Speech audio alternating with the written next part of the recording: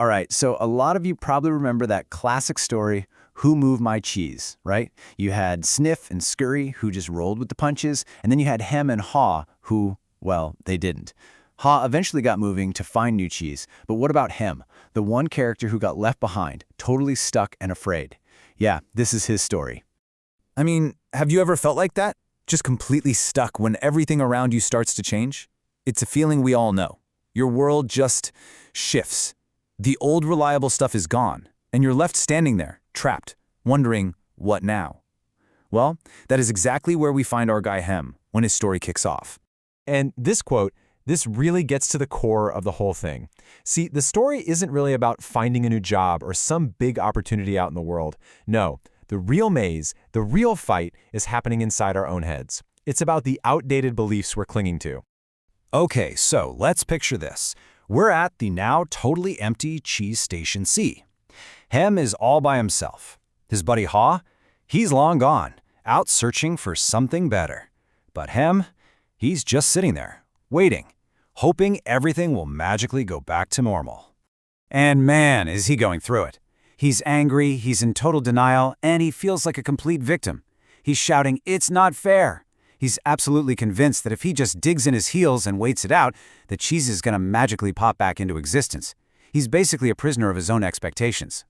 So after days of this waiting, the hunger starts to really bite, and he's getting seriously worried about Haw. That's what finally gets him to move. He decides, okay, fine, I'll go into the maze, but, and this is a huge but, he's not leaving with some fresh perspective. Nope.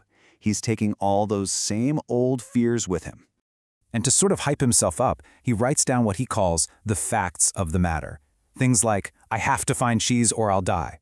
The maze is a dangerous place. I'm on my own. But let's be real, these aren't facts. They're just his fears dressed up as facts. And with a mindset like that, his whole journey is framed as this scary, lonely, desperate mission right from the get-go. So as you can imagine, with that attitude, he's just wandering around, getting more exhausted, weaker, until he literally collapses. And it's right there at rock bottom that he meets someone who is about to completely flip his world upside down. This, right here, is the big turning point in the story. He wakes up to find a new face, a little person named Hope. She sees he's starving and offers him an apple. And what does Hem do? He basically says, "No thanks, it isn't cheese." He just flat out rejects it. Why? Because in his mind, food equals cheese, period. If it's not cheese, he's not interested. And this whole cheese versus apples thing, that's the central idea of the story. Cheese is the old way, you know? It's what's familiar, it's what's comfortable, and it's what's gone. Apples, that's the new stuff, the unfamiliar opportunities that are sitting right in front of you, even if they look a little weird at first. So he finally tries the apple, gets a bit of energy back, and you'd think he'd have a breakthrough, right? Wrong. He comes to a conclusion, but it's the completely wrong one. He thinks, you know what? I just haven't tried hard enough. He figures the problem isn't his approach, it's his effort. So his big plan is to just do the same thing but harder. And surprise, surprise, it doesn't work.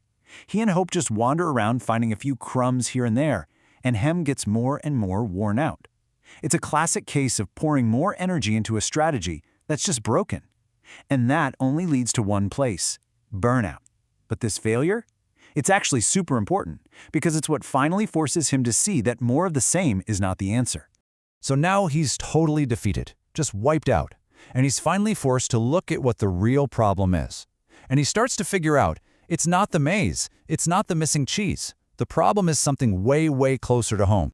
That night, he has this super vivid dream. He's back in his old home, Cheese Station C, but there's a catch. There are bars on the windows. He's a prisoner, and that image just shakes him to his core. He wakes up and has to ask himself, wait a minute, what are those bars even made of? And boom, this is the first massive breakthrough. He finally gets what a belief really is. It's not some solid, unchangeable fact about the world. It's just a thought. That's it. A thought that he's told himself over and over and over again until he started to believe it was true without even questioning it. And that's when it all clicks. The bars in his dream weren't made of iron. They were made of his own beliefs. That thought, I only eat cheese, that was a bar.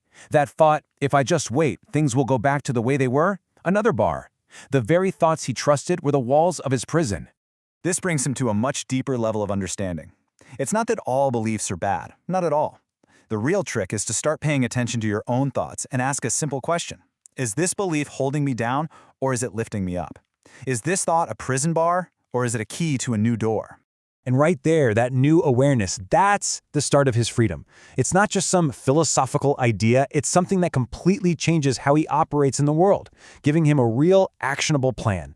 And this is really the ultimate takeaway. He gets it now. He's not a victim of his own mind. He has a choice. He can actually look at an old belief that isn't working for him, decide to let it go, and then, this is the powerful part, choose a new belief to try on. Now that is real freedom. So the whole story kind of boils down to these 3 simple but super powerful steps. Step 1, just notice the old belief. That thought you've been trusting is true.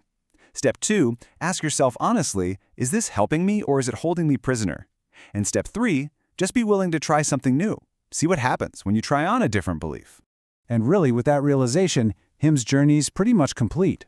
He figures out that the whole point was never about finding a giant pile of new cheese. The real treasure was finding a whole new way of thinking. Getting out of the maze isn't about reaching a place. It's about reaching a new state of mind. It's about seeing the world with fresh eyes. So, as we wrap this up, the story leaves us all with a pretty big question to think about. We all have our own version of the maze, right? Our own cheese that's moved. So the real question for you is, what's that one old belief, that one thought you trust is true, that might actually be the very thing keeping you stuck in your maze?